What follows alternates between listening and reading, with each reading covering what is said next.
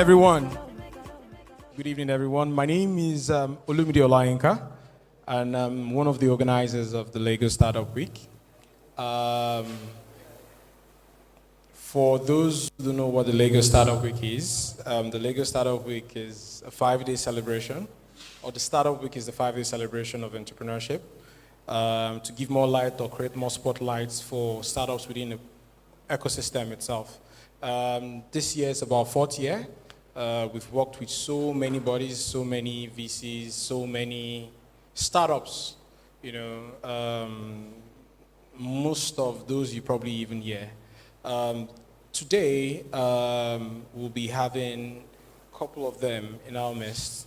Our keynote today would be Mr. Bayo Adekanbi, who is the Chief Transformation Officer for MTN. He's also the convener, key driver of the data science Nigeria itself. We'd also be having a couple of panelists. Max.ng is the founder. Max.ng founder, Onyeka from Farm Crowdy, Vivian from MedSav. So this week itself, having a couple of events that will be happening. We usually recommend everyone should please check the updated schedule. Today is going to be happening live in Landmark, TARS. On Tuesday and Wednesday, the events will be happening at Zone Tech Park. Because like I said, the goal is to basically create a spotlight of the ecosystem, not just the island alone. Then on Thursday, we'll be doing an innovation tour across key startups. Then on Friday, we all meet back here itself. I think that's a nutshell. We'll be starting from 8 o'clock to 12 o'clock is going to be open to the public. So we'll be having the leaders in tech policy dialogue between the hours of 8 and 12. That's going to include entrepreneurial support organizations, because as we speak now, Village Capital is also doing something, during the week itself. So everyone will reconvenes here itself. Yeah. If you have any questions, just feel free to ask.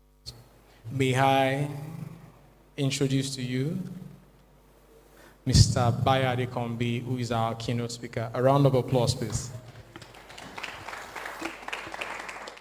Good evening, everyone. It's such a great pleasure joining you this evening. Startup Lagos is a great stuff because it speaks to the reality of our need as a people to start getting a lot of people to think, create new things, open new frontiers, and make this country better. So for me, I'm very excited to be here this evening. I'm sure we all look forward to learning new things and be inspired in whatever we're doing. Whether you're a founder, you're an idea creator, you're an enabler, you're an incubator or accelerator, there's so much you can all give to make the entire ecosystem in Nigeria to have more impact in driving real socioeconomic impact. So this evening, I'm meant to just do a keynote. Keynote is just share perspectives and thoughts, and I'm going to be speaking from my perspective as an intrapreneur. I'm not an entrepreneur. I don't run a business outside, but I run business within a business, creating innovation within a company that has driven multi-billionaire revenue at different times.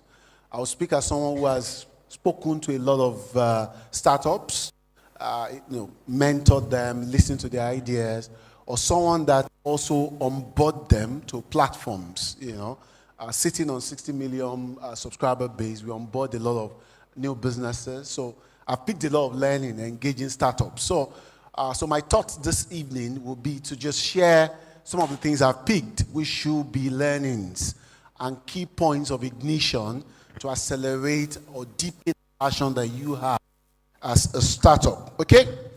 Generally, startups are known to be the barometer of a nation because the more a nation, have people who are continuously looking for new things, the more the survival of that society is guaranteed.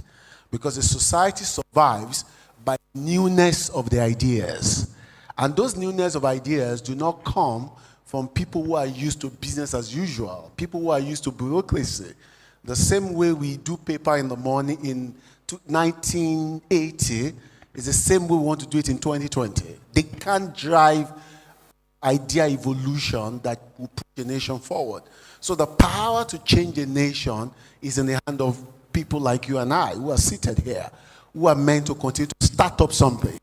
Startup means you start from the scratch and build, and make, and give expression to things that have high impact on socioeconomic well-being. So I think for me it's important for us to understand that. And that development of nations have also been seen in a metric called Startup Activity Index.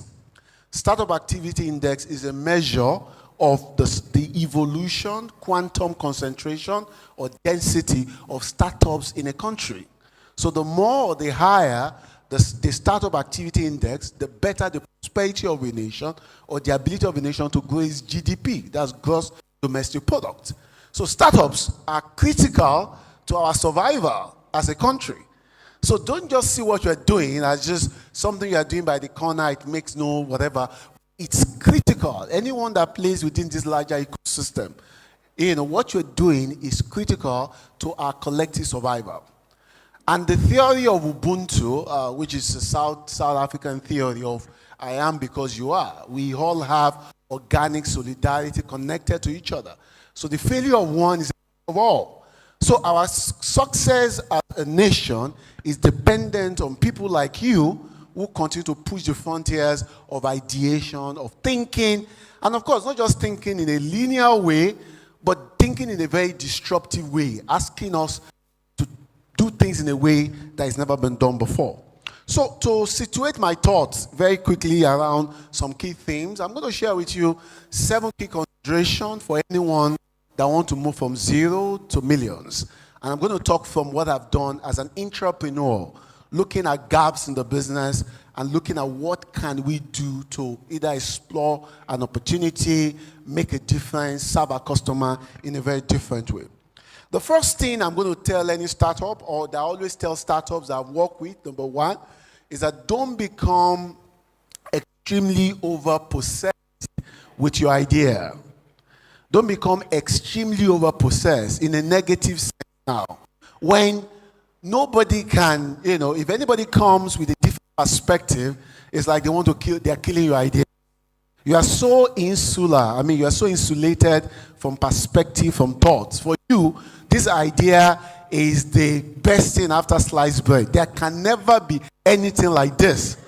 I've met a lot of young people, sharing ideas with me.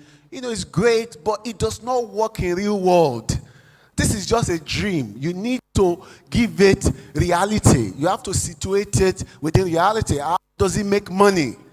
How does it address the problem of the customer? You're just creating something out of your own fantasy. Be driven by solution. And solution means I am not thinking about myself. I'm thinking about the user. I'm thinking about the recipient. So if anyone desires to move from zero to millions, you must be open to, constructive, criticism. I tell you, it's one of the, stamp of authority for any successful startup. Being able to accept idea. More so, you are a startup. You are just starting. There are people who have gone through that path again and again with different thoughts and perspectives. So picking learnings and thoughts from them, I don't think there's anything wrong. So it's an area where I really have a lot of issues. And if you look at statistics, businesses that failed 70% of the time because the products are not meeting needs. Nobody buy a product out of fantasy. Even if they do it once. They won't do it again. It is only if it meets their need, if they can situate it within their need architecture, that will propel them to say, oh, I want this again and again and again. And that drives endearment and, of course, loyalty. And loyalty drives advocacy, where they'll proactively push your product beyond what you ever think. Even some go beyond advocacy to consumer investment, where they invest in your idea because your idea has become so wow. So be open to ideas. It's good to be obsessed about what you have, but allow other people's thought. That's why some people even advise that why not get somebody else and be, two founders, to run it together. Because somebody's, two heads are always better than one. Because somebody will always have a better perspective and thought. The second point I also need to make, if you want to move from zero to millions is that you have to be rightly motivated. What is driving your entrepreneurial or startup push? What are you looking for? What do you aim to achieve? I remember a young man who left a business and he set up. The next time I saw the young man, that was just a month after he started. And I saw the card he gave to me. The card was done in gold. It must have cost, because I asked him question, each card costed him about 450 naira to make one complimentary card. And I was asking him, young man, what are you trying to sell? He told me you have to start with some effigy. Effigy means create some, fake look that is appealing without substance. I said, even if you are appealing with your fake coloration, people will demystify it very quickly. They will unpack you. Everybody's looking for substance. You can deceive people, get people's funds and all that, but it's not sustainable. So what is your motivation? Of course, when I look at the card, what I saw actually, CEO and chairman. I was like, young man, you can't be this. You can't be this. So clearly, what is his motivation? The guy wants to be seen to be a big man, and all that. Some their motivation is to make quick money. You must have the right motivation. And for me, for every great startup that I've seen, go and research it. Interesting, I have a friend who did a PhD in startup motivation. Majority of them, 90% were driven by the quest to make a difference. It was not money. It was a life of people better. And I tell you, if that is your motivation, money will just come naturally. Because money will follow the ideas. So it's important that you are rightly motivated, that you are driven by the right thing. The fourth thing I'm going to talk about is that you have to be very realistic and explore low-cost business model to kick off. A statistic says in America, 70% of startups actually start from their homes. So you see somebody who wants to start up and you want to get a 4-bedroom flat in Victoria Island or in Lekki Axis, when you can actually start from your home before you start getting a small space in a co-working location. So try and evolve. You are a startup, you are starting up. Don't start your journey finished. You know what I mean? Did you get me? Don't start your journey finished. You have 2 million naira to kick off. Maybe that's your savings, and all the 2 million is going into getting an apartment. And at the end of the day, you have 3-bedroom apartment. There is nothing happening there. There's no client coming in. You are the only one waking up, moving from one room to another for 1 good year. So start small. Dream big, but start small. So for me, it's very, very important. Of course, there's always the fundamental issue around perseverance is very, very tough. And I look at the way we manage a lot of startups who come with ideas. Oh, I want to piggyback on your network to reach these people. People come often and often. Some give up. Some are persistent. They're consistent. And I tell you, it takes time, and so you have to survive your cycle of hustling. It's a cycle. If you don't complete it, the breakthrough won't happen. You must complete that cycle. Don't expect it. That's why, it is a startup. The only thing, like they say, that start from the top down is a grave. You understand? It's from the grave start up and then it goes down. But every other thing, it start down and it goes up. So because you're a startup, there must that be that understanding that I must persevere the pain of creating something that doesn't exist before. The traditional competition, mental competition, your product has no reference, so people will challenge it. I remember a lot of young chaps, 2012, 2013, bring some wild ideas, oh, can we drive this on your network? This doesn't make sense. Today, these guys are multi-millionaire in US dollars because they persevered. They kept, sharing their ideas. They held forth. And I think that's the spirit of somebody who wants to move from zero to millions. And of course, number 4 is the fact that, to conclude that, there's a very popular quote from Babe Ruth, a baseball legend, who said, it's hard to be the person who never gives up. It's very hard. Someone who sent an idea today, we don't need the idea. the guy will refine the idea again, and send it again. I'm telling you a practical story of a young man who is doing well today. He started sharing his idea from 2012. We embedded him on our network 2015. But each time he comes, we tell him this does not make sense. But you know what this guy would do? He will go look for another case, he send it again. If he sees something similar in another country, he would take the case study sent to us. We kept receiving the mails. To the time we felt, let's come try, let's do a trial. And truly the trial convinced us. Which takes me to another point around have quality thing to offer. A lot of too much shout in this country today. Everybody talks, and all that. Like Page said, always deliver more than is expected. Come with something that when people touch it, is quality, is well done. One of the problems I've seen, and I'm being very, very frank with some, startups I've seen, especially in technology space, is that, everybody believes that everybody will just accept them the way they are. No. There are freelancers who you can contact, and by next morning, they will deliver. So if you are competing with those people, then you must come with something much more. It's not sentiment. It's not about, I'm your brother, use me. I'm your brother, use me, I use your service. It's not working because you have not done it well.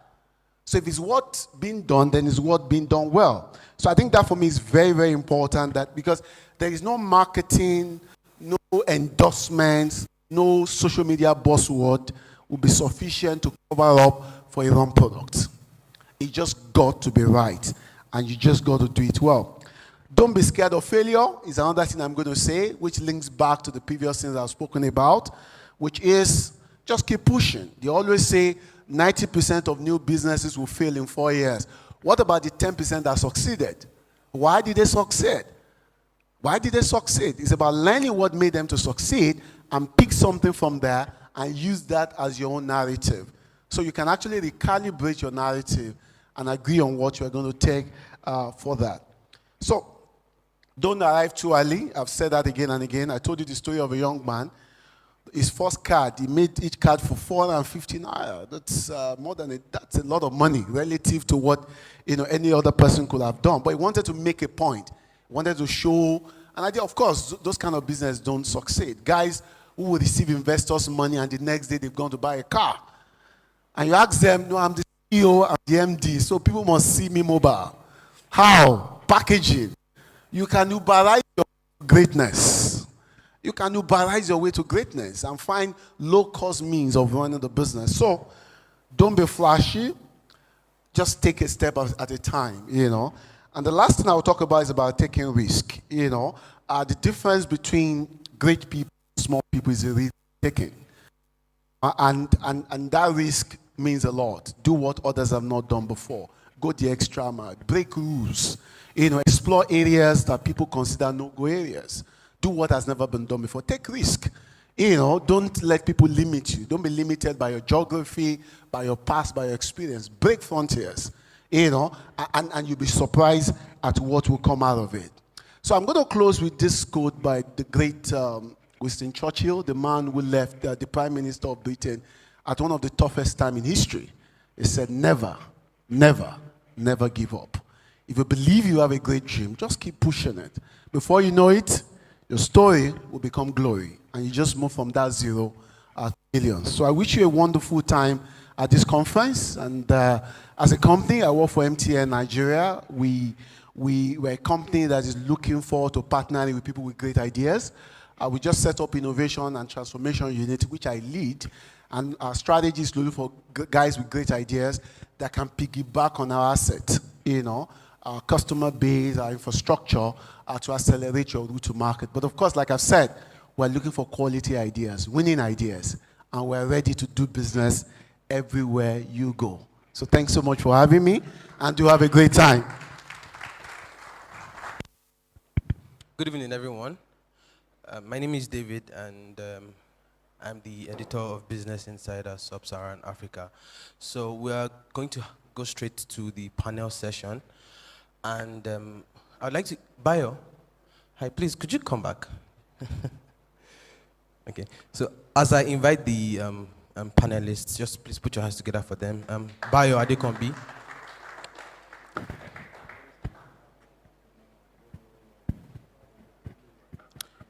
Simon Aderinola. Simon is the country manager, is country director for Africa's Talking. Onyeka Akuma. Onyeka is the CEO and founder of Farm Crowdy. Yeah, anyway. Okay. Chinedu Atodo. Chinedu is the chief technology officer and co-founder of Max.ng. And Vivian Nwaka. Vivian is the founder, MedSaf.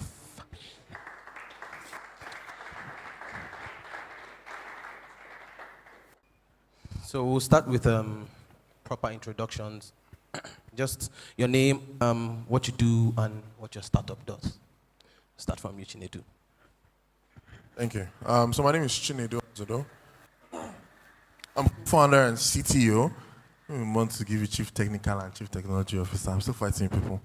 I'm co-founder and CTO at Max. I'm in charge of the product teams, marketing teams, operations, and a lot of what happens on the inside. What we do at Max, we provide safe, affordable, and accessible motorcycle taxis to 1 billion Africans. So we've started out in Lagos.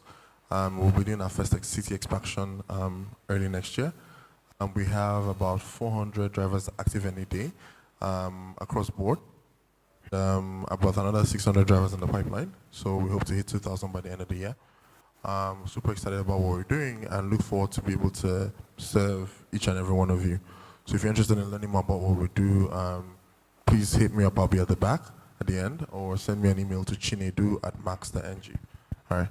Just before, I was at the Microsoft for Africa Fireside Chat a few weeks ago. There was an interesting stat you shared about what happens after 7 p.m. Yes. The percentage of your riders. So could you just share that with you? All right, cool. So after 7 p.m., we found that after 7 p.m., especially across Lagos, more than 70% of our riders, passengers at that time, are women. So I mean, obviously, the reason we think is because we have proper identity solved, we have proper regulation, and we're able to do proper tracking. A lot of women who would ordinarily take an Okada or not just take anything find us to be a safe alternative. Our bikes are super comfortable. They're very big. So I actually drove one here. So if you want to test it out, I'm happy to give out rides at the end of the day. Vivian? I think I will take you up on that. I think so. So my name is Vivian Nwaka, and I'm co-founder and CEO of MedSaf. And MedSaf is a supply chain management solution for medications across Africa. What we do is two things really well. We get medications directly from manufacturers. We aggregate them, do quality control checks and balances that are in place, and then we get those medications directly to hospitals and pharmacies. So we're looking to streamline the entire procurement process, and then we're looking to give them access to safe and quality medication at an affordable price. But the other thing is around this supply chain and this movement of medications from manufacturers all the way down to even patients, we're building tools and value-added services to improve that access and that streamlined process for medications through the supply chain. And so we work with manufacturers, other distributors, and even have tools and products for patients as well to make sure that everyone has access to safe and quality medication. Great. Thank you very much. Onyeka? Okay. So first, please, Chini, can we exchange this? Yeah, thanks. Sorry, I had to do that. The light is affecting my eyes over there. Thanks. My name is Onyeka Akuma, and I'm the founder and CEO of Farm Crowdy. Farm Crowdy is a digital agriculture platform that connects small-scale farmers with investors for the purpose of boosting food production in the country. We went live in November of 2016, and since then till now, we've worked with about 7,000 small-scale farmers across 10 states in Nigeria. We've been able to raise a couple of millions of dollars for these farmers to work on rice, maize, cassava, soya beans farms, and chicken farms.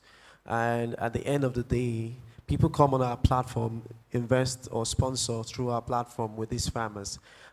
enjoy the benefit of working as partners with the farmers, getting updates in form of pictures, videos, and text about what the farmer is doing. They can also do farm visits and meet their farmers. And then at the end of the day, they get a return of their sponsorship plus a percentage of the profit that comes from the harvest.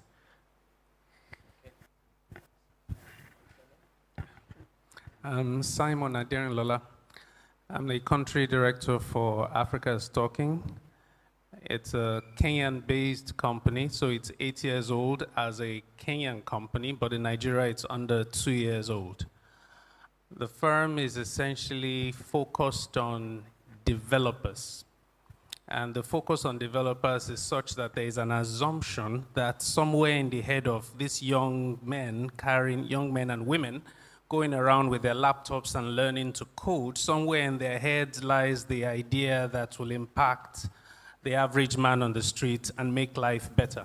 With that assumption, we then ensure that the APIs and tools we make available for them to develop their products and monetize their product are done in very simple steps. And so at whatever level of a developer proficiency you find yourself, beginner, intermediate, advanced, we will find you useful. And in fact, the partnership we try to also have with various incubator firms is such that we are not competing. The usual incubator arrangement is we look for topmost talent. But we have decided that our approach is different. So top talent is fantastic. But we also tell ourselves that it's not the guys that come out with first class that eventually turn out to be the guys that are running big businesses at the end of the day. So our approach is different in that you either can become a staff of ours when we run you through our process, or we position you to be employed by blue chip firms, or we prepare you to run the business yourself. Hey, so you hold on to that. We are co-hosting, we're co-hosting this session together. So do you want to start? Okay, so maybe I could start with a little background. So in my former life, I used to run a value-added services company. And so the first thing we did, so I used to work in Ghana, then I came back to Nigeria, and the first thing we did was get connected to the 4 big telcos. So the usual value-added services you get, informational, entertainment, financial information, and all that, was the business we were running at the time. In 2010, 2011, the CBN released a framework for mobile payments. And looking at what had happened in East Africa, everyone was like, yes, it's going to happen here too. Of course, we know how that story went. But the point I want to bring out is I shifted then from value-added services, mainly telco, into the payment space. And we found that one of the challenges with mobile payments adoption and penetration in Nigeria was the problem of distribution. So the products could be lovely, but if it cannot get to the guys who really need it, we really are not solving any problem. And we noted that most people who were launching services were starting from the convenient mode, which I call you go from the known to the unknown. So if you're launching a service, you like to start in Lagos, Abuja, Port Harcourt, and tell yourself that the hinterland, we can get there later on. This is where the money is. And if you and I and every other person is launching services that way, we will continue on the same expressway and have the same experiences, and we might not move the needle in any way. So we decided that we needed to start the journey, flip the direction of the journey, and do hinterland towards the developed part of town. And that we needed to do by creating a startup at the time. We identified the need, we looked at what it will cost us. A few guys got themselves committed to doing something. I remember one of the first meetings on this was at a sushi bar in London, where I and a few friends met together and we said, how do we solve this problem? And we need to put money behind it. It's not a case of presenting lovely PowerPoint slide decks to somebody who has money and you think he'll just bring money out. Put something, let tire hit the road. And when people can see what you've done in 6 months, 1 year, then they can start talking seriously with you. I'll still build on this as we continue, but that tells you a little about my background. Okay, give the mic to Chinedu. So Chinedu, provide some background as to how Max.ng was born, right, and then initial funding. Okay, that's a very interesting question. How I was born. I feel like a father. Okay, so Max was co-founded by Tayo Bamidoro and myself. We both went to business school at MIT Sloan. We met when we were in school. So we had been I'd come in with Gra, worked in investment banking. I was tired of Yankee. I wanted to move back to Nigeria. And my mother insisted that I must go to graduate school. You cannot come back and be carrying BSc up and down. Nobody will give you work. And I'm like, I don't want work. She's like, I don't care.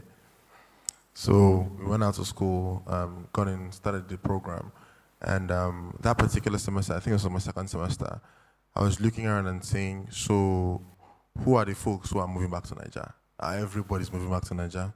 Until you actually talk about what are you going back to do, and it's like, yeah, we'll figure it out. That sounds like a scam to me. Because my philosophy is that anybody who fails to plan plans to fail. So obviously I started working on some stuff I thought was cool. My mom works in the Ministry of Health. And as a result, I have two younger sisters who are doctors. My father is a doctor, my mother is a doctor. So medicine wants to kill us in the house. So it was one of those things where I had a lot of data around infant mortality, child, maternal mortality at birth and stuff like that. So I wanted to build out a business that targeted the mother and child. I'm for the long tail of the market, so the people who seem to not have that much money. I was trying to build out something then, I was just like, so how do you move stuff from point A to point B? I'm like, who has worked in Konga or Jumia here? And then they pointed me to Tayo. So I was like, how far? We had a chat. That was like too serious. I'm like, all these MBA people, you want to come and kill yourself with book. So we talked, and it turned out he had done work at Konga, part of the team that launched Konga's logistics business. And he was exploring a project in class that would help them improve on Konga's logistics. I'm like, hey, look, I'm trying to figure out the logistics problem, so I can help you guys out. So I go in offering to just be another smart person, quote and unquote, in the room. And then we went there, the business idea seemed interesting, we were talking. A few weeks down the line, I'm like, so I actually know how to write software, I can build an MVP. So I start building out something. And they started thinking about the numbers. I'm like, yeah, I also build financial models. I'm a banking guy, so I can do all this shit for you. So we started building out the financial models. And then the semester ended. And at the end of the semester, I decided that, yeah, I think I'm going to go back to Nigeria and do this. But I need to know that this is actually viable in the market. Because I decided that that's mother and child thing, as interesting as it was, this seemed like a bigger problem to solve. So I took an internship at BJL Securities in Marina. And I came back to work as an intern. Voila. I was living in Badore with my auntie. And there was cow. But I said, see, it's logistics I want to come and do. Let us be entering down for big mistake. I taught 4 suits that period because I'm 6'6". So if I don't get that front seat, now die. I might as well better be the conductor in the bus because it was like a waste of time. So you rush, you drag. After 2 weeks, I told my auntie that this battery is nice, but I need to move closer to work. So I moved to phase 1. Still the same downfall mess, all that stuff. And I was just like, after a while, it was clear that there was a real problem. Because you get to work, you're so tired, right? Work hasn't even started. And then you see people are sleeping. I can understand it. And I'm like, yeah, after this struggle I've struggled, I'll be sleeping too. And then you do the work, lunchtime, there's all these challenges to where do you get food? Because I'm looking at the food and, I ate Bama in university, but this one, it looks like it has 3 eyes inside. So we did that, and it was just one of those things where you get all the information and you realize that there's a big problem that needs to be solved, right? So I went back to school and I was like, yeah, I'm doing this full time. And Ty was like, yeah, he's doing this full time too. So we started working on it the last semester of our program. And long story short, we're here. And we graduated June 5th, 2015. And we were back in Nigeria July 21st and started operations for our pilot August 3rd, 2015. And it was one of those things where we started out in that 2 months, I learned about what accelerators were, hubs, the people that can give you money, people that cannot give you money. We did a financial model and we realized that we needed to raise like $1.5 million. I say, Jesus Christ. I've not seen more than like 2 million naira at once. And somebody talking about $1.5 million. It was kind of weird, right? So I remember we said, okay, so let us ask people for 50,000, see if they will give us. And they were talking, and people were like, really, oh, MIT. Oh, hey, 50,000 makes sense for 40% of your company. I said, die. It's not possible. You might as well come and give me salary. Let us know that that's what we're doing here. So, I mean, luckily we applied to a couple accelerators and got into the Textiles New York program.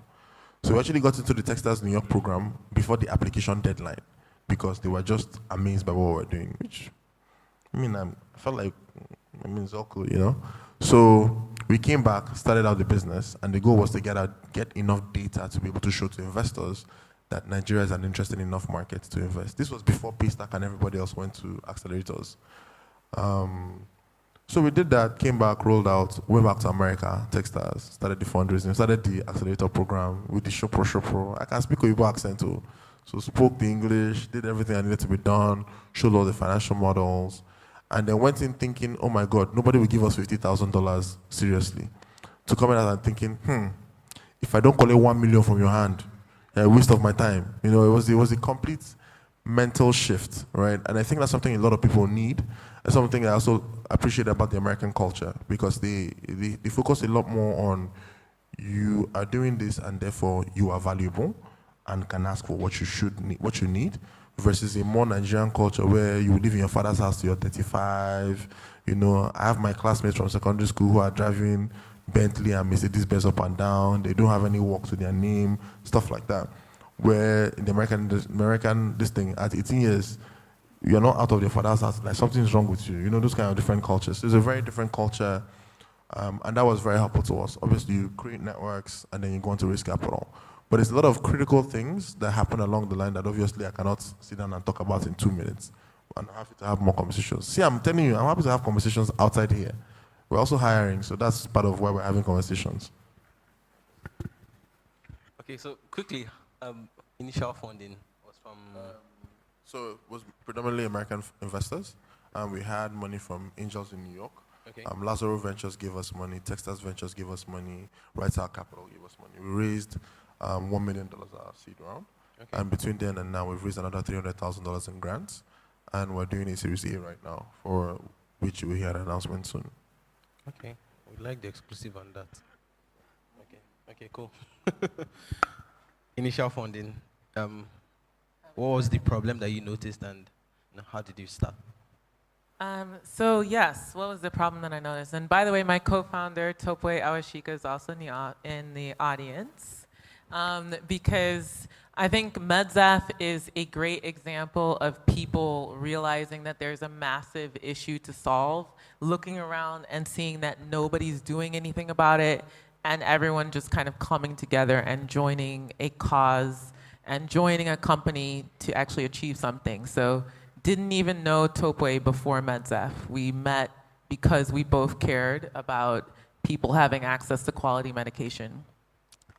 So my background, I'm born in, so opposite of some of the others on this panel, born and raised in the United States. I had never been to Nigeria or sub-Saharan Africa before 2013. So that was, and I've been here ever since. I've actually lived full-time in Nigeria since then.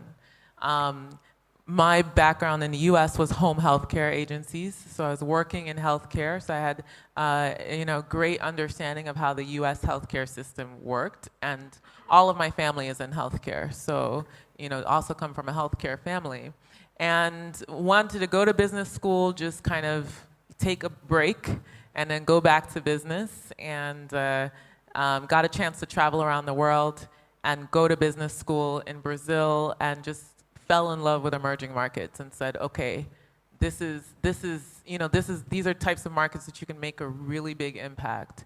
And everyone there kept saying, I'm Nigerian, and they're eating Yoruba food, and I'm like, wow, I've never been to Nigeria. And that's how I ended up showing up to Lagos 5 years ago. I just thought I'd come here, I'd do an internship for a couple of months, see what it's like, and then go back to Nigeria. So a lot of great experiences, but the biggest thing that happened that really stuck with me was that one of my friends during that time died from taking a fake malaria pill. And it just, it was an immense feeling of shame and guilt and sadness that I couldn't imagine a life where I go to the hospital or pharmacy and put something in my mouth and can potentially die from it. But after that, it just opened my mind to the fact that there's this issue.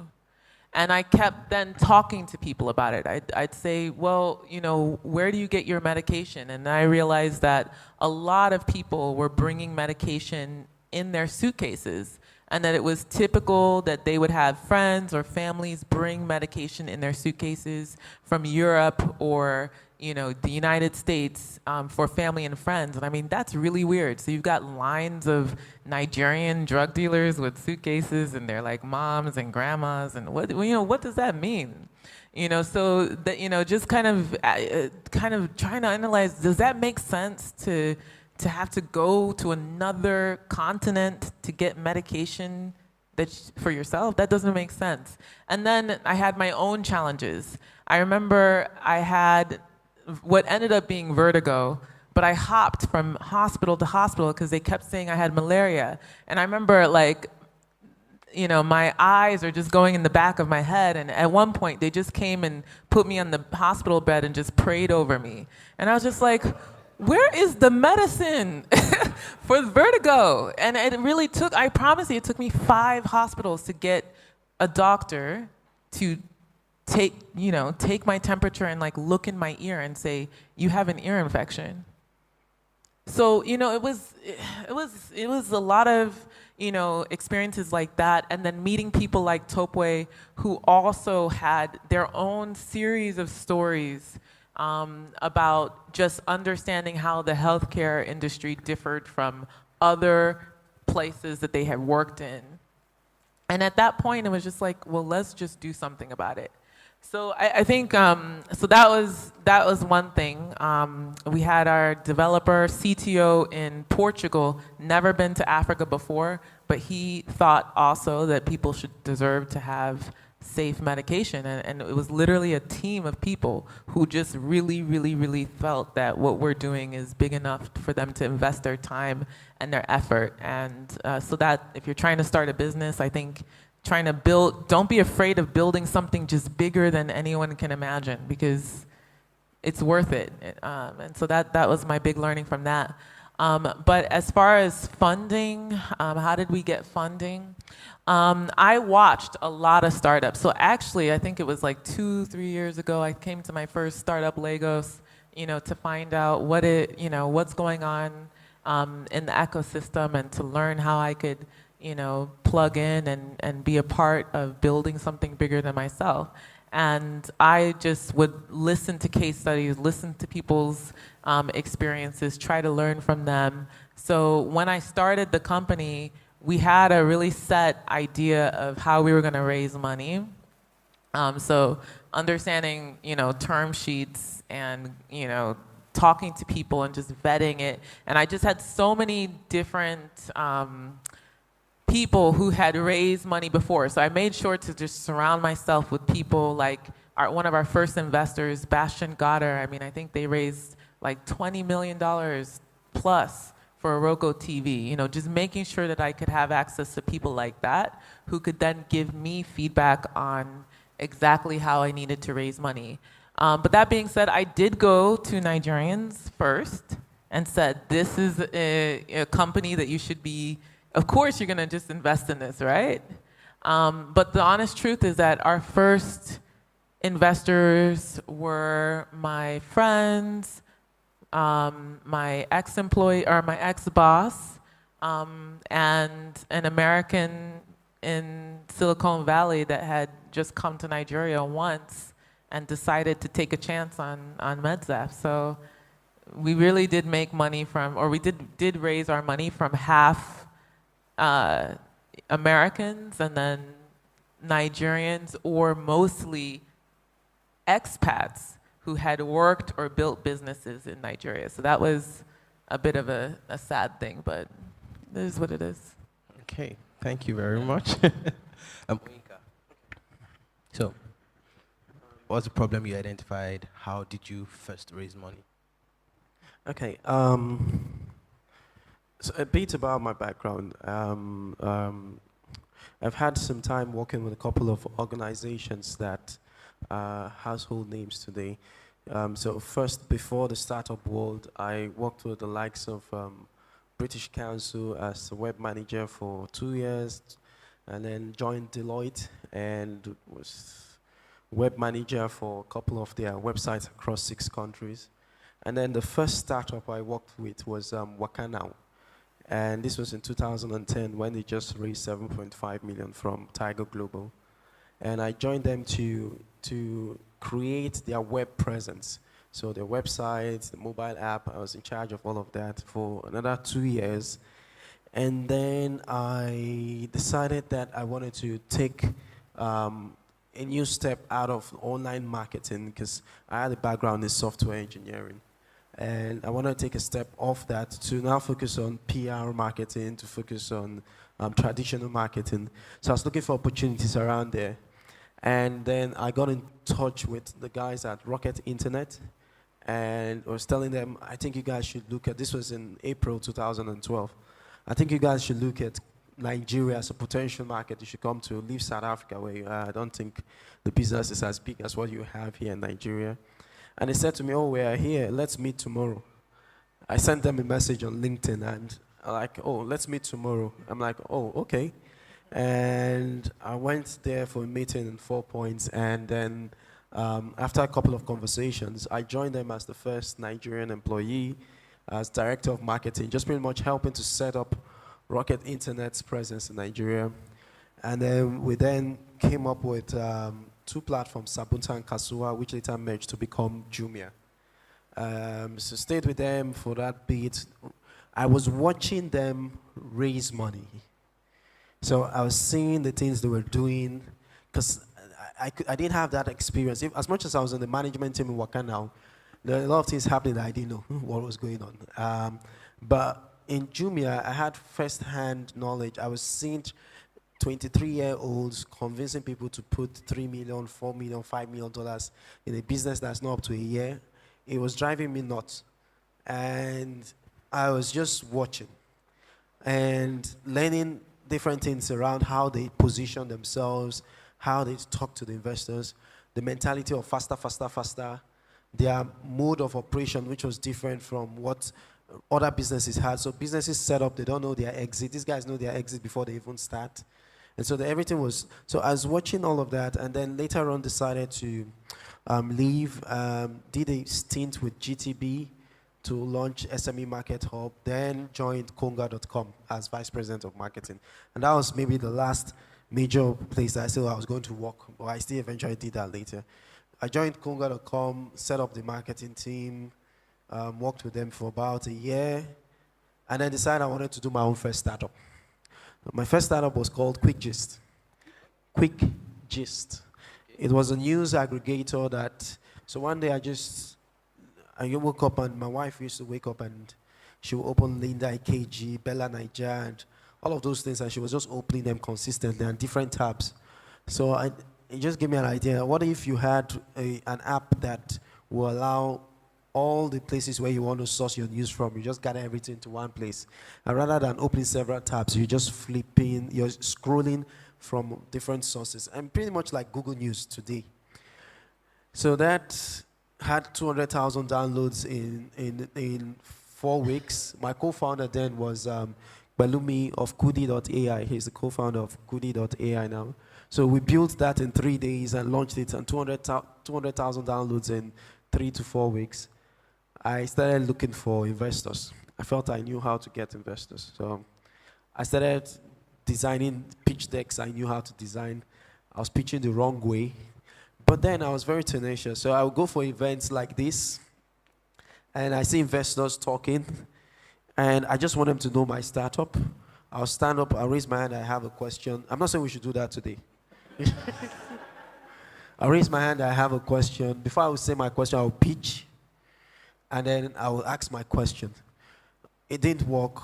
So because of my experience in Konga, I then found an opportunity where I was speaking at the Mobile Web West Africa event. So I went with a colleague. I told him to stay in the crowd and ask me a question about my startup, saying, that startup you had, how did you get 200,000 downloads in 3 weeks? And he did that, and I got my first investor there. The investor came to meet me when we were taking coffee and said, that your startup that you got 200,000 downloads in 3 weeks. How did you do it? And I raised $50,000 with 3 meetings after that. And so I thought that, okay, it's time to now go out and do big things. We'll conquer the world. And then by the 6th month, I had used my house rent, my savings, to pump it into a startup that I raised $50,000 for. And it was already pointing to me that it was failing. There's so many things that I learned on that journey. But I didn't want to stop until I couldn't afford to buy diapers for my son. And that's when I realized I had to shut this down quickly and get a job. It got so bad that my in-laws would ask me questions. Well, ask my wife, why did you marry this guy? He was earning 800,000 to $1 million, and then he resigned. He can't buy diapers. So when it got so bad, so I then fell back to my old skill set of designing websites. I've designed over 400 websites in my time for different organizations. I've designed websites for the wrong reasons too. I see a pretty lady I want to talk to. I can't approach her. I'll design a website in her name and send her the URL. And she gets the URL, and it always worked. For the guys out there, it's just a little clue. So I designed so many websites, and so I started looking for opportunities to design websites for people. So I ended up designing the current Guardian newspaper website, the current Business Day newspaper website, and that was where I was now able to push my team into. And then later on, Business Day acquired QuickGist, and my teams went into those companies. And today, the current team handling the online presence for Guardian and Business Day, a crop of people, 12 of them came out of, so the 6 came out of QuickGist. So that was how I then survived that very low point in my life. Then that investor said to me, he had another opportunity. Somebody approached him that wanted to launch a travel site, whether I was interested or whether I should join him. I asked him how much he was going to pay me. He told me. I asked him how much those people were going to pay me. He told me. Those guys were going to pay me close to $2 million. He was going to pay me about 300,000. I told him, let me first work with them. And once I'm done getting money, I'll come back and help him build his idea. So I picked that other offer, and that was how I helped the owners of Travel Better launch Travel Better. I did that for 2 years. We worked with about $2 million. The lessons I learned with QuickGist helped me to make sure Travel Better then was at a stage where they had 6 officers, they were doing well. And that was when Buhari's administration, this current administration, came in and said people should invest in agriculture. This was 2015. I got excited about what I was going to do with agriculture, and I started looking for a farmer to work with. But I kept on hearing sad stories. So it's either I hear people say they put 20 million naira in a catfish farm, and then water comes and sweeps everything, and they lost their money. I didn't even have 500,000 naira to put. Not to talk of 20 million. That's like an investment in a startup that they will tell me water will come and move it away. There were so many stories, or that the farmer even does the work and he doesn't know where to sell, and the harvest is wasted. So those were the issues I was hearing a lot of people say. When I started doing my research on the farmers to work with, I then found that farmers had their own problems. Access to capital, so they're considered unbankable, couldn't access funds. 2 was technical know-how. So a farmer has maybe a pen that can do 10,000 beds, but he's only doing 1,000 beds every season because he doesn't have the expertise to expand on that. He doesn't have money to expand on that. And then even if he does all those 2 things, at harvest, he doesn't know where to sell. So I then discovered that was a huge gap, and very quickly, instead of going in at this alone, I assembled a team of people around me, finance, tech, core agric operations, and then data. And then we then came together and built the platform called Farm Crowdy. It's just pretty much a crowd of, when I was looking for a name, I just looked for a crowd of people coming together to farm. So I initially called it crowd farming. it didn't sound too. I wanted something like you use Google and search for, you find anything. And so I flipped it around and called it Farm Crowdy, and that made more sense. And that was how we launched Farm Crowdy. The first year, we started identifying farmers to work with, and then the first farmer was a female poultry farmer, 550-day-old chicks. We told her to raise them, and we're going to sell them. She started in September. We're going to sell them by Christmas of that year. She raised them. She stayed in the pens. She would sleep there just to make sure they had the warmth. She make sure that snakes and all those things don't come into the pen. And she raised them, and she gave us back 500, and out of 550, she lost maybe only 20. We took those birds and brought them to Lagos. As we were bringing them to Lagos, most of the birds were doing 3.5 kg, 4 kg. We didn't know that was wrong. That's what you sell when you're selling one-to-one. Everybody will carry the bird and weigh it like this. But when you're doing retail, they just want 1.8. So we didn't even know all this. So and then we moved the birds, and on the way the truck broke down, we lost 300 of the birds. We couldn't even tell her to break her heart. I mean, someone that spent 4 months making sure we got that. So all these challenges then allowed us learn how to fine-tune our model. And I mean, today we've done close to 600,000 birds.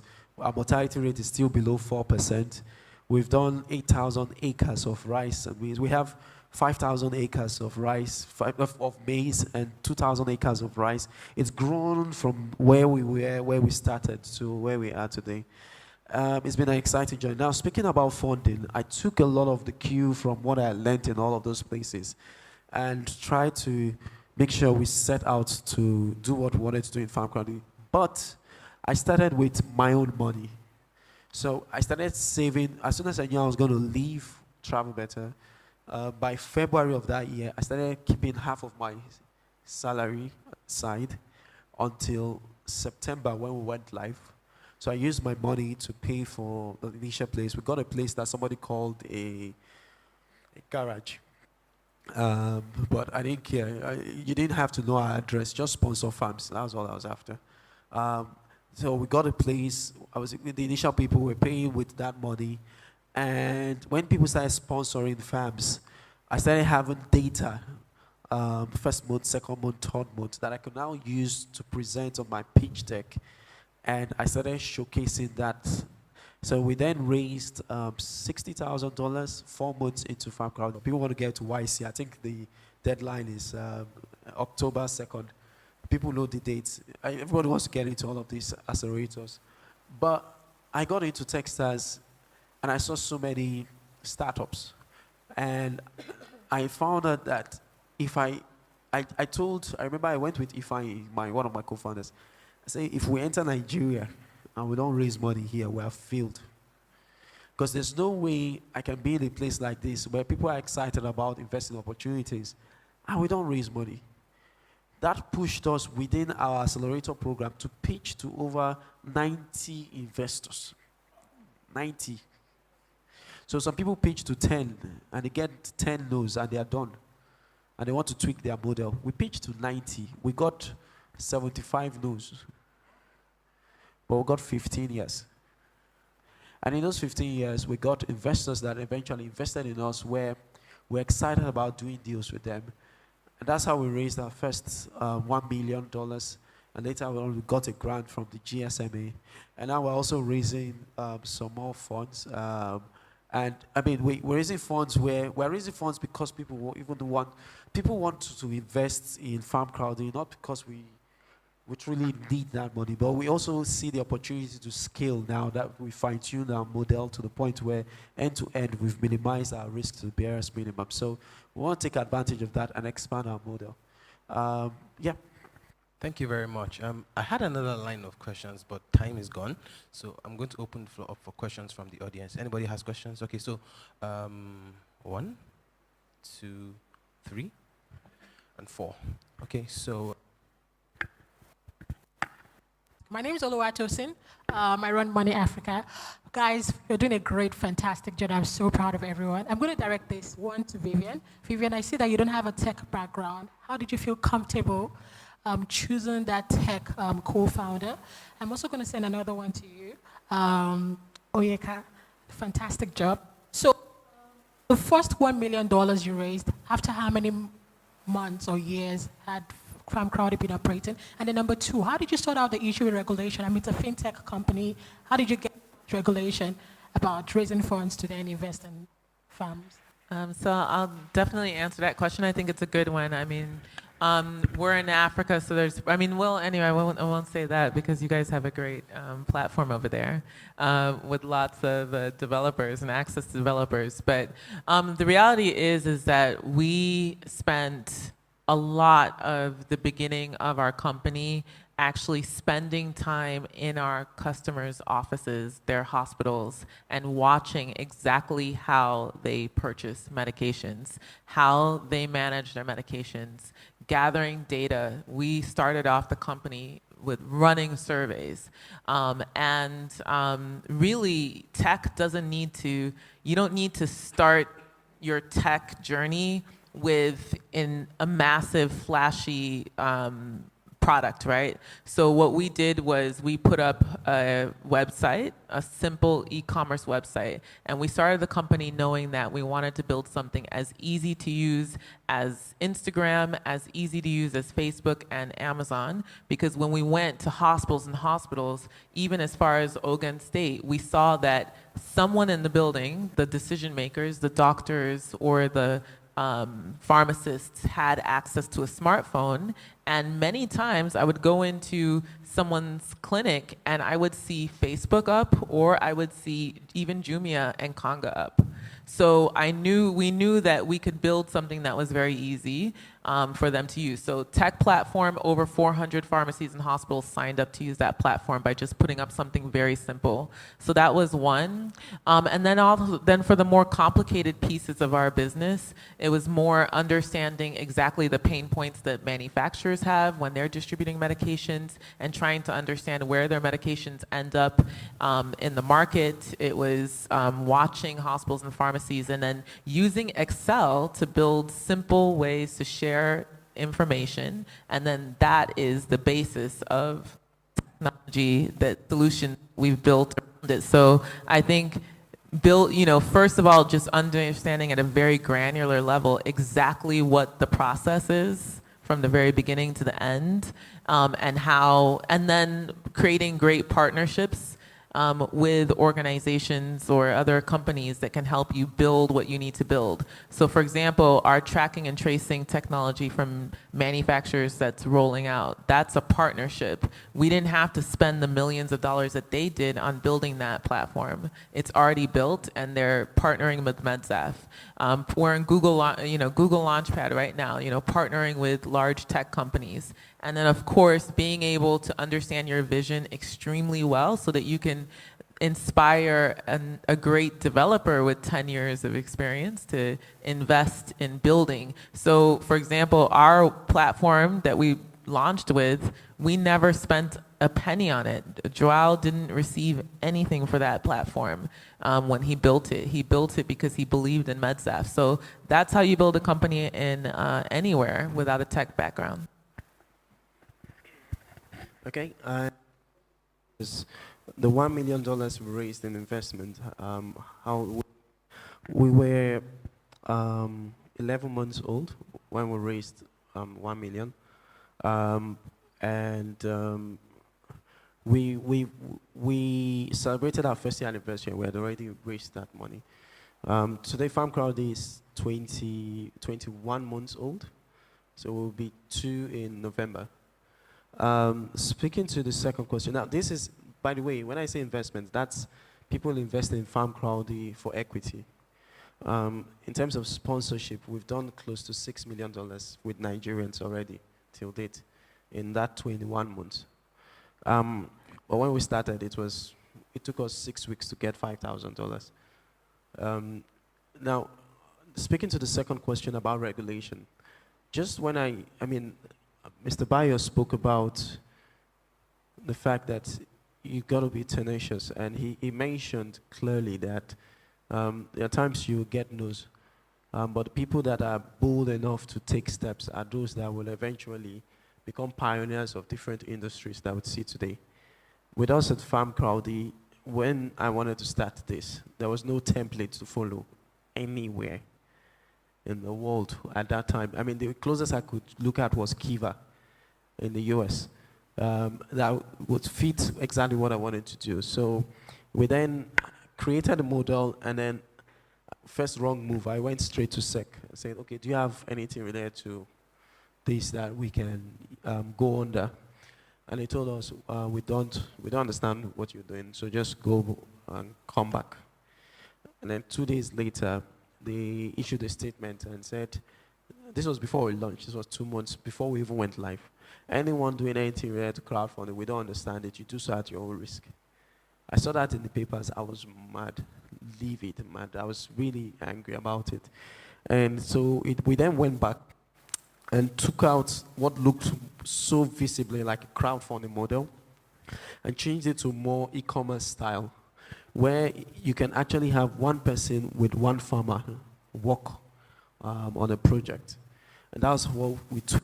And then our first early investors, Rashid Olaoluwa, the former MD of Bank of Industry, and he explained to us what UBA went through with something similar when they started doing some FX things around 94 when he was there as a director. And he said, just build it and make sure you do things properly and you are in tune with what is going on with them so that you can be in the conversations when they are ready for you. Going to 2 years down the line, now they are interested, and now we're having conversations. And now we are also in the forefront of looking at setting the tone for other platforms that will come, and also managing who even comes in, where we're raising the barrier for entry, because we're involved in the conversations today. So, but if I waited for them, it would have taken me 2 years to get to this point. All right, thank you. You want to add something? Okay. I wanted to add something on how you manage the regulator. Okay. Sometimes startups get so scared about the regulator that they decide to detour instead of actually confronting them.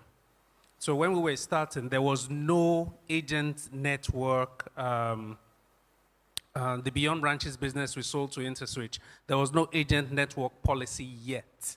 There was no license created. But the beautiful thing about the network that Paga uses now, the agent network, is that what you're talking the about? one that InterSwitch. So InterSwitch has InterSwitch Inclusion. So that was the entity that we started that eventually merged with InterSwitch. But I'm using that as an example. When you approach a regulator that does not understand what you want to do the hard work of breaking it down for them. Don't get annoyed. Don't leave the table. If they still don't understand, remind them that as regulators, there is a power they have. They can give you an approval that says, go ahead and start this thing, and then we will bring regulation later. And so like he said, stay in the conversation, because eventually when that conversation comes up on the agenda, you will be a major person that will shape policy and thus create the expressway for your own business. Okay, thank you. Who's number 2? Okay. Quickly, please. Good evening. My name is Ifai. I run a business sustainability platform. I think my first question will go to you. I want to know how, okay, we are at a level where we are doing very well in what we do, helping small businesses become viable. But we are at this level where I want to understand, must you get a co-founder? Because it seems all startups are saying co-founder, and I'm looking at if, based on what we are doing, the result we are getting, we are doing okay, must you get a co-founder? Secondly, in terms of as you are growing, at what level do you start to give out equity, and how do you measure the amount of equity you give out? Must you get a co-founder? You must not. You are not under obligation to. If you are the guy who crafted your idea, identified the problem, and decided to start the necessary foundation for a business that solves that problem, you are the founder. Now, it depends on how you want to call a person co-founder, because it's a nice to have name, right? So it is now left to you, if you are the originator of the idea, how you want to define the people who either come in the early stages, or they're bringing money, or they're bringing sweat. How you want to define that, we'll leave that to you. However, note something that Bayo said earlier. Don't go alone if there are other good heads around that can help enrich what you want to launch. Otherwise, you will shoot yourself in the leg by just being selfish. I think we answered that one then. He said something about equity. When do you know when to give out equity? Okay. Now, it also depends on, maybe that could speak sometimes to the greed in us. It's somewhere sitting far inside. Do you want to go alone, or do you want to go far? It's an important question. You want to go alone, you could decide that you overvalue what you have. Until you take what you think is diamond to the market, it just might be glass that shines very well. So you actually need to take it out there and let people who are professionals actually indicate to you what this really is. And you need to let tire hit the road. And when you are clear about the valuation, you then can estimate what anybody is bringing in. He indicated earlier he could laugh at what some people were bringing in because they had gone beyond writing code, building a platform. They had gone to the point of testing it. They had an idea of how people were responding. So anybody bringing X amount could be laughed at because they had an idea of what value they were bringing. If you don't yet have that scope, you either could undersell yourself, or you could be in the case of what Oyeka described earlier, selling chickens without understanding the kg and the retail principles. So there is no hard and fast rule as regards what amount you give out, but it's important that you continue to learn from people who have preceded you. No need to make mistakes others have made. Learn as much as possible and step on the back of champions. Thank you very much. Okay. Sorry, I have a question about the equity. Are you talking about employee equity or co-founders? Our platform is called Counselor. So what we do is we... Okay, don't pitch me. Okay, I think about employee equity. No, what is actually both ways. Like I said, we are currently doing very well, but we are at a stage where we need to scale. And now, so what I'm saying, if I need to bring in outside investors, or even there are certain people that we are trying to bring in into on board, we are saying, what do we offer them so that it doesn't look like 5 years down the line you give out so much for so little. So investors. So when you're talking about investor equity, you typically, there's a few things that people don't do well before they go out to fundraise. You want to find someone who's going to lead your investment, right? A lot of times you meet people who say, my company is valued at $10 million. I say, according to who? What's the valuation based off of, right? Whatever valuation you have, you must justify that. So we're in the middle of fundraising. Investors ask me, what's your valuation? I say, we don't have a valuation, no. It's a conversation. Why? Because if it's too high, you will run, Abi. If it's too low, you undervalue me, you will be too aggressive, Abi. So why not I just let us be looking at each other and be smiling and toasting and toasting and toasting and toasting until we agree on something? It's a negotiation, right? There's something called FOMO, the fear of missing out. You need to create that in your fundraising. So that means you start fundraising. So I'll give you context. Let me now shine small. We started fundraising at 4 months, closed around at 7 months, raised $1 million, right? But but it's conversation. The first time I meet you, I'm talking about fundraising. I'm telling you, we're doing 10 trips a day, 20 trips a day. We have 3 drivers on our platform. A month down the line, we have 20 drivers on the platform. We're doing 100 trips a day. Your long throat will catch. These guys, you're making progress. By the 3rd month, I'm telling you, I'm doing 500 trips a day. Your fear is, if I give this guy 1 more month, he will be making too much money for me to give him money. Right? At that point, he's willing to give me a very positive valuation. Whenever they ask me valuation, I'm still not giving you a valuation because why? I cannot come and kill myself. Right? But that means you're sure that you're doing well, meaning that you're measuring everything and working towards an actual goal. So it's a conversation. Then for employees, it's a question of value. If I want somebody to work with me long term, right, I'm going to give you equity that tells you to stay long term. So I'm going to give you, even if it's 0.1% I'm giving you, it's going to be spread out over 5 years. So you do the 1 year cliff and then the four year payout. What the 1 year cliff is you don't get any equity for the first year. We've agreed what your equity is, but it doesn't actually vest. It's called a vesting schedule. It doesn't actually vest for the first year. At the end of the first year, 20% of whatever you're getting, or if you do a 4-year vesting schedule, 25% of whatever you're getting automatically vests. Meaning, if you leave the company, now you're on to carry go. Do you understand? Now, after that first year, it now vests on a month-by-month basis. That way, you are here for that 4 years or that 5 years, and if you go, I collect the rest. And that one you have collected, you are paying for options. So there'll be a strike price on the option, whatever it is. It's usually a token price. You pay it, your equity vest, you carry, you go. But you want to check out this book called Venture Deals. It'll teach you a lot about fundraising, terminologies, valuation, those kind of things. Most people will not read it. You need to read it. Good evening, ladies and gentlemen. Ige Atiba is my name. I run a social enterprise that is poised to redefine and reshape the quality of water for domestic and industrial uses in Africa. I want to say it's a privilege to be here. What's the question? Yeah, my question is very simple. The reason why so many businesses in Africa don't actually transform to generational businesses is actually one of the problems this event is actually solving. That is bridging the gap in the ecosystem. So I want to ask if you are available for mentoring, because there are a lot of people that are doing very great things. You understand, they don't know how to package it, they don't know how to put it together.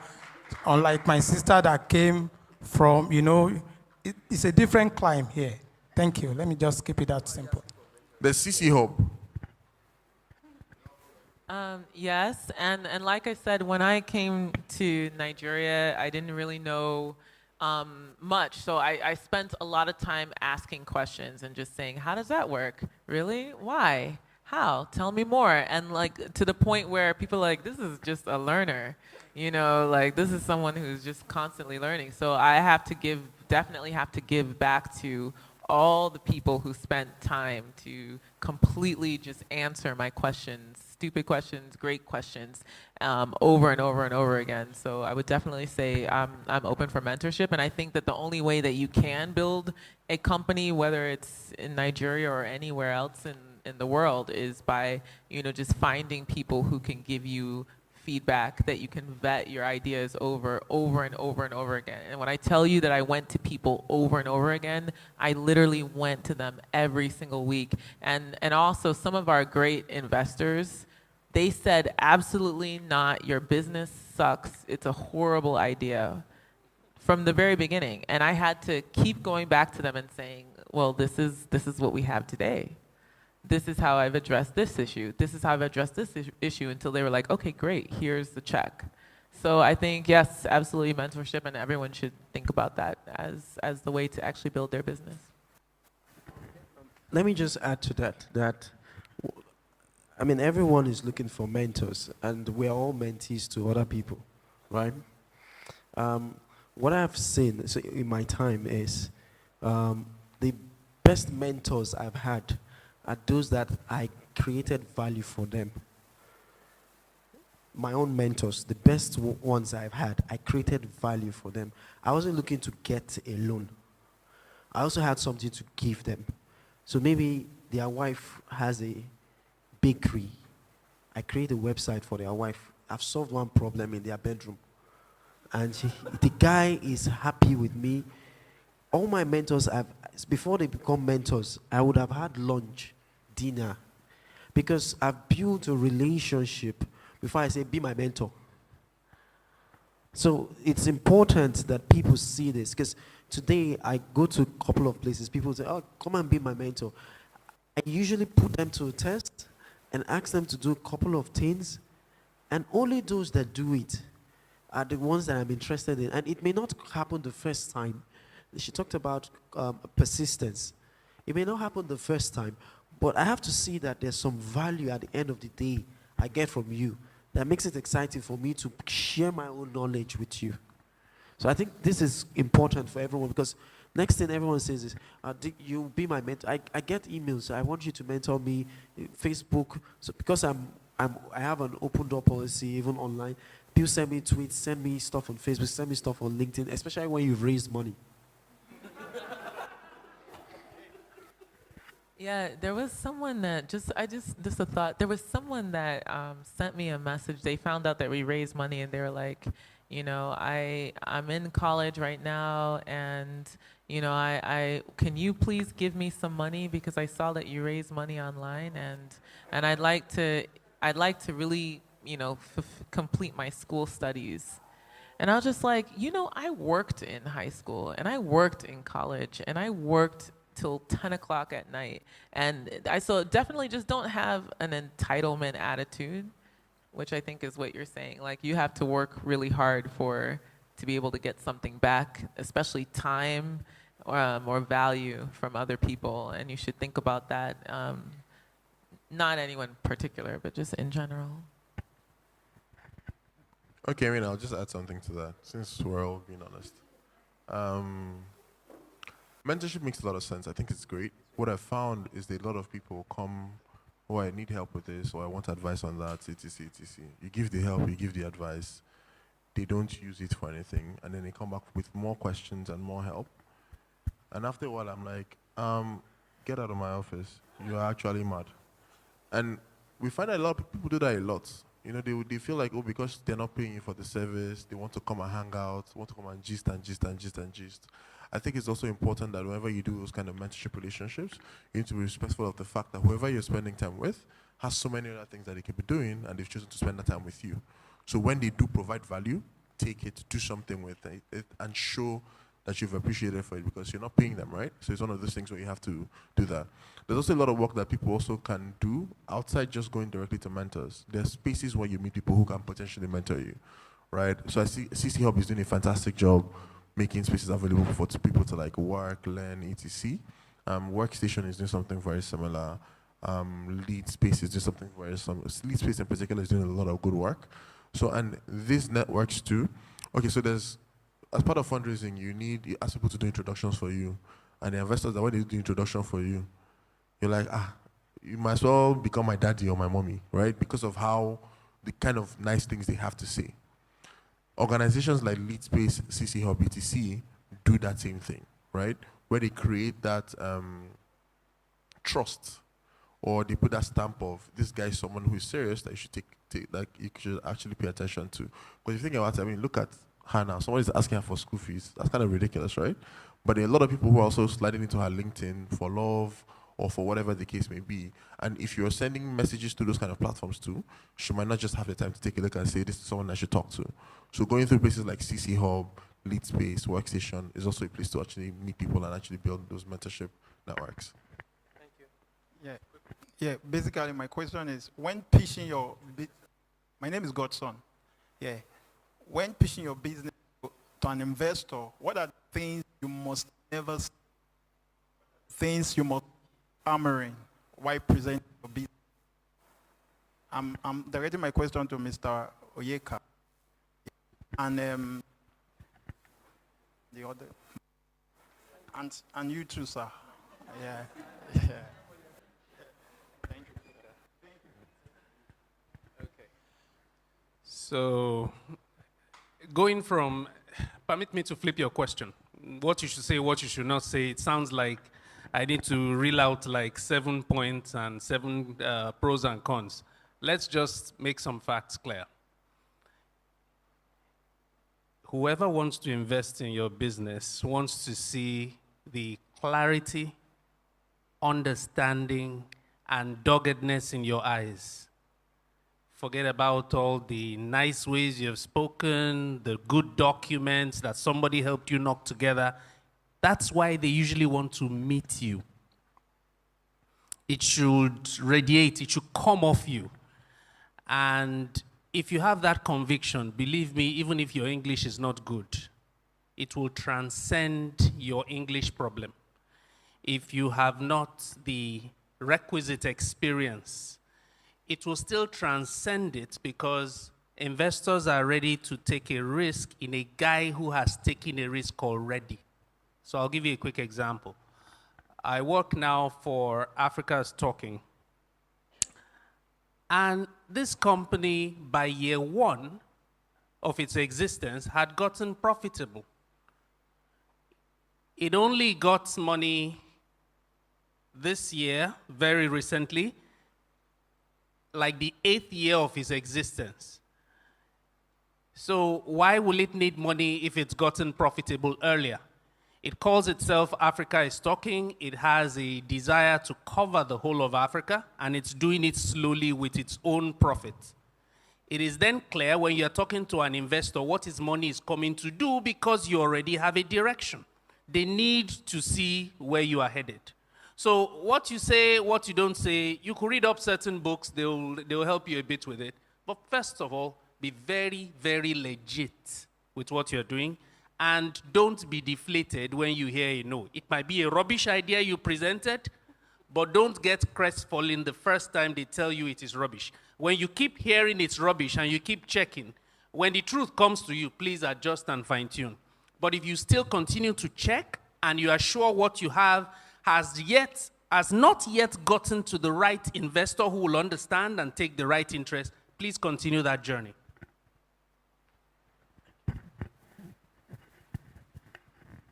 Do you need more? Because okay, let me come from the angle. So, from what I've seen, I mean, in addition to what Mr. Seaman has said, from what I've seen across different startups, there are a couple of things that investors like to see. In addition to a passionate entrepreneur, there are other things they also like to see. Remember, investors are human beings, and relationships always count. That's why most times investors you do cold emails to don't really respond. But those that an introduction is made to first tend to at least look at the pitch deck before they will say yes or no, whether they contact you or not, because of the introduction, because of the connection. So just put that somewhere. Some of the key things I have seen over time is they like to see a team. A team that has history before the idea, a team that has common passion on what they are driving today, and a team that has the competency to actually execute on the idea. So I've mentioned team 3 times. The other thing they like to look for is the market size. How big is your idea going to really change the world? Is it going to have an effect on only people in this room? Or is it going to have an effect on people in Lagos? Or are you going to be able to scale this model to other parts of Africa and have impact in other lives? Your market size based on your idea. The other thing they like to look at is the actual idea, the actual model. How is it crafted? And how are you able to take care of the risk associated with it? Beyond all of this is they want to see traction. And this is why it is important for entrepreneurs from day one to document your progress. Your first month versus your second month versus your third month. And they're able to see you go from 10 bikes to 100 bikes to 1,000 bikes. You know, they like to see traction and see progress, that you're actually making progress.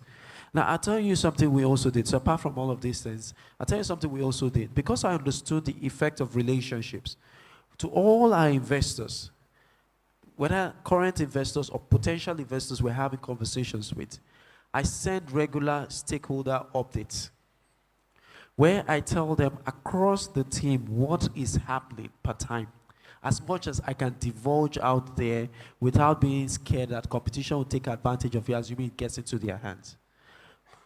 I send these regular stakeholder updates where a potential investor that I want to be on my deal in the 9th month starts getting my update from the 1st month, just telling him what we've done in terms of progress. Pictures, text, sometimes videos to YouTube, just showing the progress across the company, financial progress, operational progress, marketing progress, people progress, technology progress. And while sending these updates, so if I see an investor asking, when are you doing fundraising? I can say in the update, We actually had somebody ask us about fundraising. We're not interested now, but these are conversations we may want to have in the 5th month. I've actually told everybody that got that update that in the 5th month from that time, we'll be fundraising. And then by the 4th month, we actually had two requests now. We're looking forward to the 5th month. And by the 4th, so this is, I'm counting down, so 5th, 4th, 3rd, 2nd. The 2nd month, say 60 days to raising. Like, you know what? We have so much interest. We're opening the round on so day. Our first funding round, we wanted to do $500,000. We got $300,000 in 3 days. Commitments. Because they had consistently gotten updates from time. The relationship wasn't built on, I need your check. The relationship had been built over time from, you getting my updates, we're talking, and you're able to connect with what it is we're doing. And so by the time I say we're raising money, they already understand what we're using the money for. So these are things we should take as feedback, and we can use to prepare ourselves, while also having the passion. So now, I'll end with this. We had a company come in on Sunday. They actually forced me, not this Sunday, the previous Sunday, that they wanted to have a conversation. I had looked at the fact that they had a competitor we're talking with. These are big corporates. These are businesses that are worth over $500 billion and above. And we had a conversation with one. I know they're interested in a deal. So I had another conversation with another. This is another thing I found with investors. Competition drives interest. I had another conversation with another. I was bullish. The kind of thing you're saying. I wasn't. This one, I said I would bamboozle this guy. And then at the end of the day, I tell him, you know what? This guy is actually looking at us. And the guy was like, are you serious? Japanese. Are you serious? And it was like, can I get a deck today? Can I get a deck today? And those conversations went faster than the other guy. Competition drives the taste. If any deal you see close quickly, most times competition drives it. It means there's something, and sometimes there's some investors, they won't even look at, they just want to hear, this person is in the deal. Let's rope in. If he's in the deal, we're all roping. If they hear, this person is out of the deal, they won't even ask questions, we're all out. So those are things you're going to take into consideration. Finally, pitch to the right investors. You can't be an impact-driven business and you're talking to a fintech man that wants just profit. Or you're all for money making and you're telling the person that is looking for impact how to invest in. So those were lessons I learned with my 90 pitches. You pretty much focus on your sector. Look for people that are doing something similar. Find out who invested in them. Use Crunchbase. Use as many tools as you can use out there. Watch the stories that are coming out on TechCrunch. And see who is investing right now. It tells you maybe they have a fund that they are executing on, and that's someone you may want to put your pitch to, especially if they are focused on African startups. There's some investors, they want to invest in your sector, but they are focused on the US market, or they are focused on the European market. If you're pitching to them from now to tomorrow, if they are honest enough, they'll tell you, okay, maybe you should talk to somebody else. Or they'll just give you a quiet no without answering you.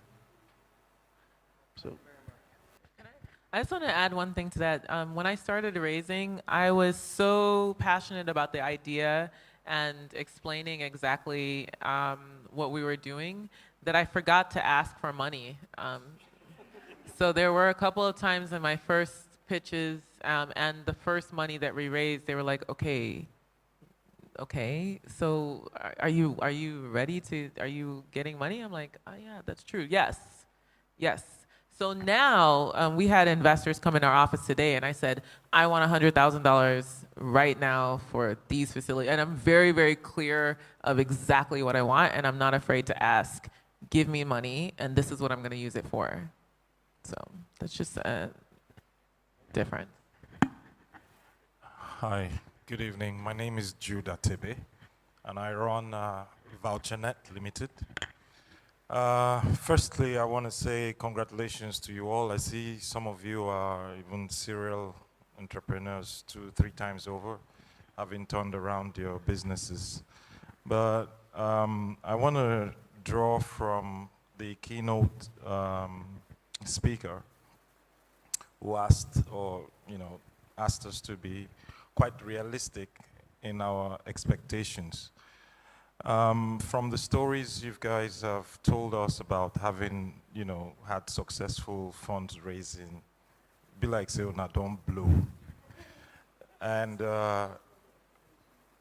I wouldn't like that, some of us leave here thinking, "Shit, if I just raise, I don't blow." There are commitments to what, you guys have gotten from your investors, I imagine. Would you be kind to, elaborate as best as you can and quickly? I think people are, time is out. What kind of commitments do you have with your investors?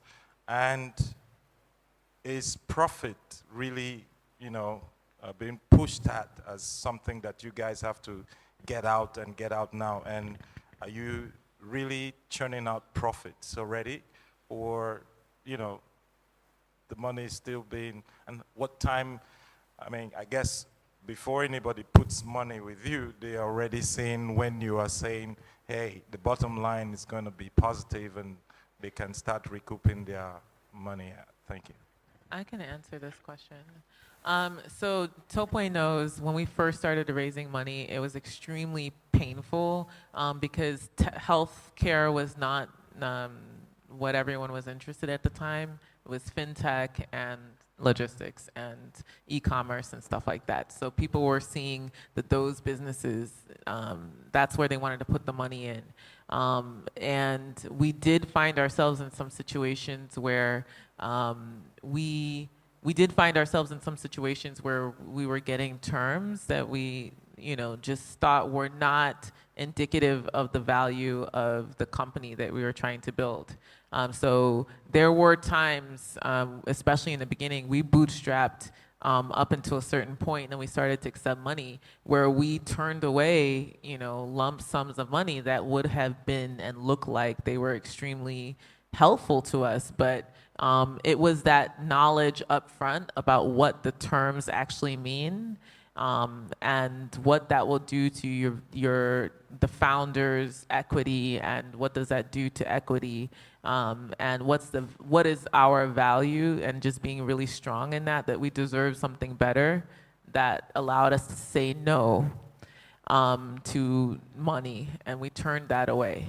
And then now that we have VC, so we have like an angels, friends, and family round, but we do have also a VC in there, a venture capital investor in there, and I think that everybody, and we're probably the biggest pressure, the biggest pressures on our own shoulders about the fact that we want to, accelerate our growth, and revenue is the most important thing to us.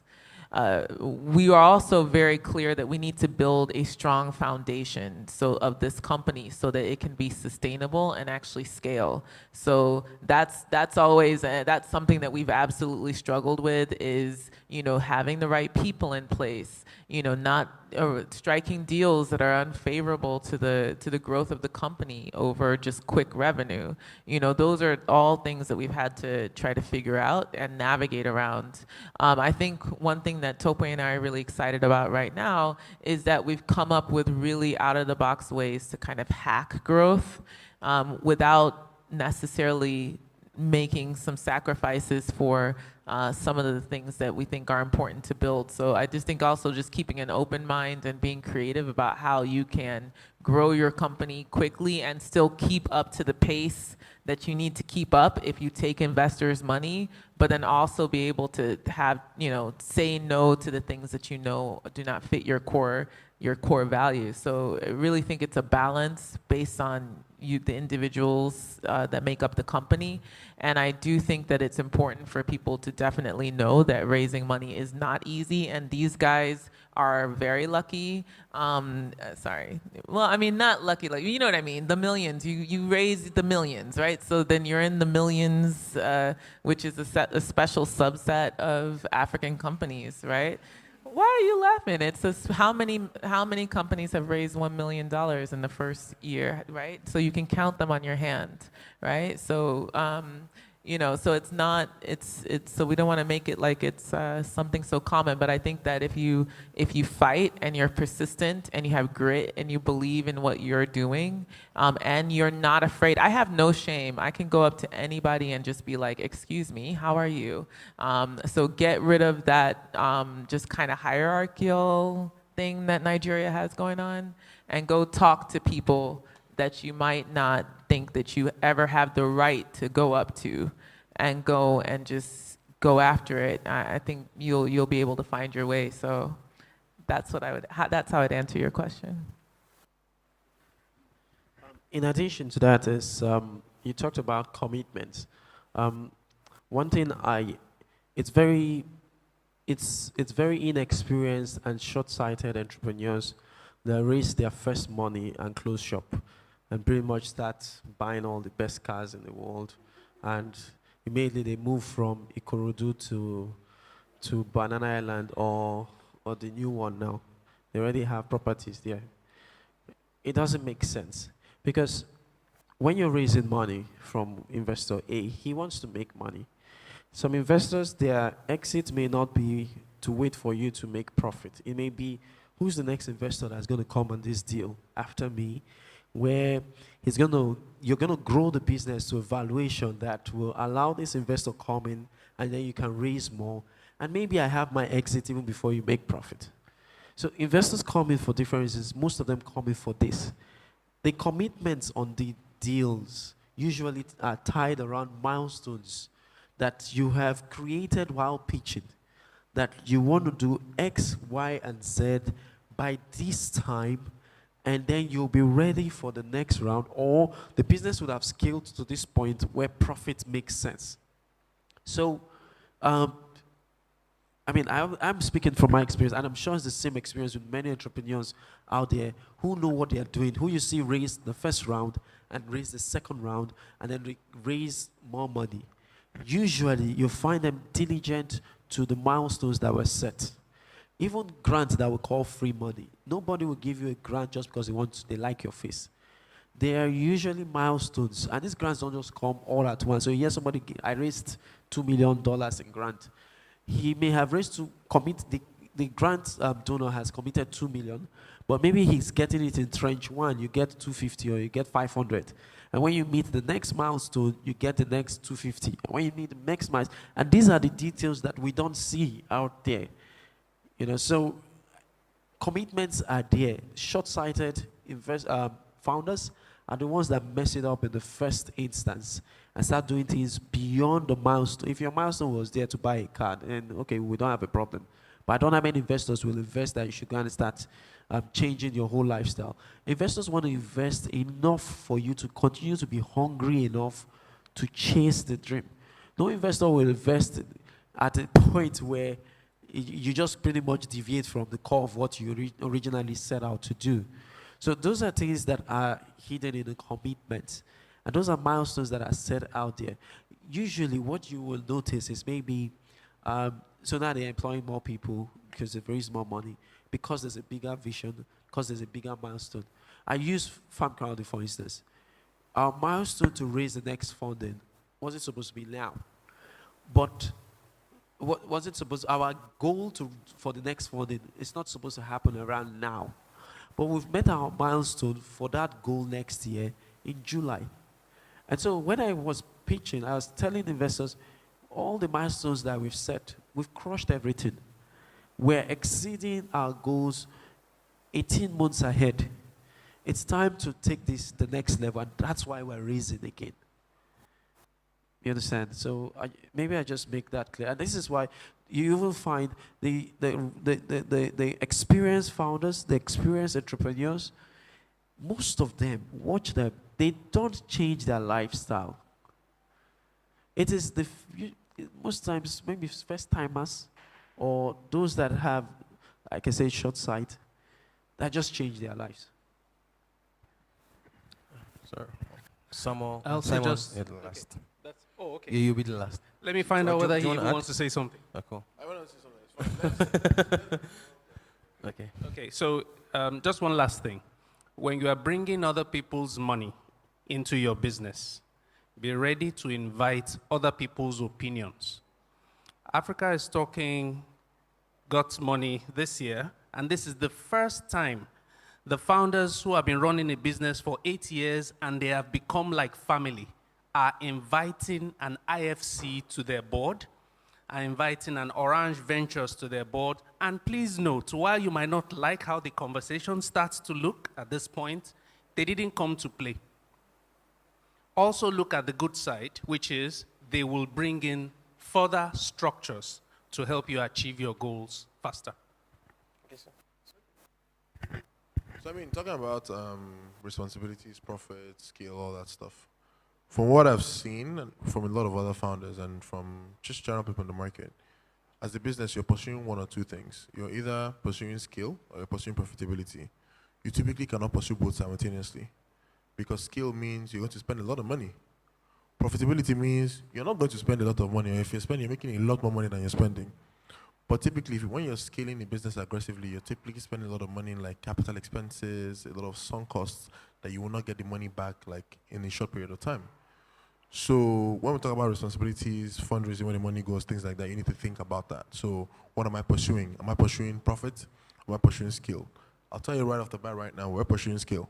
We pursued profit for the first 2.5 years. We've shown that we can be profitable, right? Once we start to deploy a lot of capital to scale, that goes through the window, because how are you going to be profitable when you have spent 200 million on like 100 or 200 motorcycles to roll out? Who is paying that? That's a scam now. Where do you want to scam it from? Do you know what I'm saying? So that's one or two things. At the same time, I was talking about responsibilities.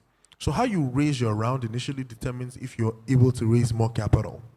So there are things called liquidation preferences, like full ratchet, half ratchets, convertibles, common shares, preferential shares, those kind of different things. If you have terrible liquidation preferences in the seed round, best believe that any investor who's coming in your Series A will be getting at least those same liquidation preferences. So as a founder, you can get to a point where you've raised $1 billion, sell your company for $10 billion, and you will not make any money because of this kind of terms. Go and read venture deals. So that it sounds like I'm selling the book, but you actually need to read and learn about that stuff. Because when we were raising our seed round, we got multiple term sheets. And there was one that we saw and we said, blood of Jesus, and moved our hands from it, right? And there was another one where we're willing to have a conversation. Now, that first term sheet didn't mean anything bad by it. We just felt that it was so anti-founder that we weren't even interested in having a conversation, right? You want to give us a term sheet, completely revamp that term sheet. Let's see if we can have a conversation. Because there was one thing where you also have to figure out, as you're fundraising, talking to investors, etc., there are a lot of people who are going to waste your time, especially in this Lagos. You know, they will carry you to Echo, Atlantic, you drink Coke, you drink wine, give you cocktails, scatter your head. And then at the end, the guy is talking that, I don't really have money to invest right now. Maybe let's talk down the line, etc. Funds do it as well. So typically, there's a rule of thumb for us. If I'm spending 30 minutes with you, you're giving me $5,000. If I'm spending more than 30, this was for seed round, of course. Now you have to be giving me big boy money, you know what I'm saying? If we're having a second meeting, that second meeting we're conversing, and at the end of that second meeting, it should be pretty clear to me that if we have another meeting, you're going to be sort of committing to giving me money. If after 2 meetings, it doesn't look like you're going to give me money, there's nothing you want to talk to me that will allow me have a third meeting with you. I'm just not going to do it. If you want to talk to me, no, let's talk over the phone. There's Skype, there's FaceTime. But I'm not going to spend another 30 minutes on the phone with you, because you have to think about it. There's an opportunity cost, right? There's a lot of money looking for a lot of companies to put money into, so you also have to be efficient about your time. Otherwise, you'll raise money forever, right? So you need to decide if you're pursuing profit or scale, right? You also need to determine if an investor is serious or not. One way to determine is how many deals are you doing a year? An investor who says they're pretty active should be at least doing 1 deal a month, right? In Nigeria, let's call it 6 deals a year, so 1 every 2 months, right? What is your average check size? If an investor's average check size is $50,000 and you're trying to raise $3 million, that person is still very far from you, right? You need to be looking at somebody who's in an average check size of $100,000, $200,000, $300,000, right? So you talk about bringing people to the table. Imagine managing 15 different investors in your company at just the seed round.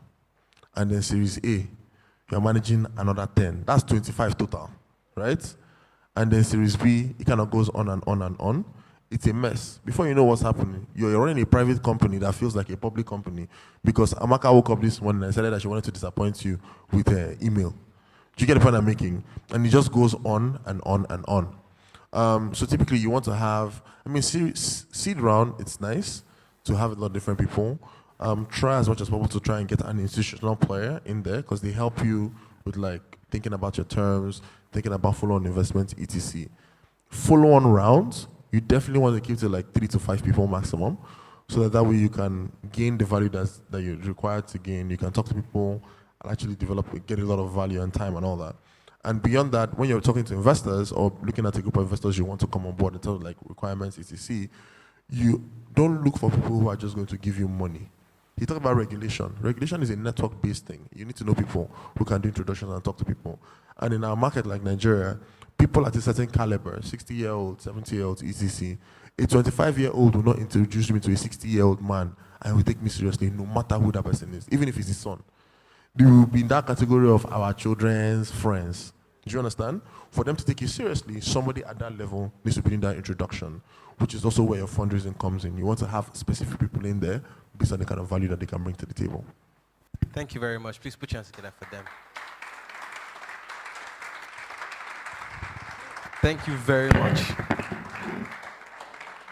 Okay, so we have come to the end of the show tonight, and thank you guys so much for being a great audience, and I hope you learned a lot. And on Friday we are having another panel session here hosted by Business Insider titled What Local. Okay, panelists, please, can you guys come back up for a picture? Thank you. Okay, so we have another event here on Friday at 3 p.m. What foreign investors look for.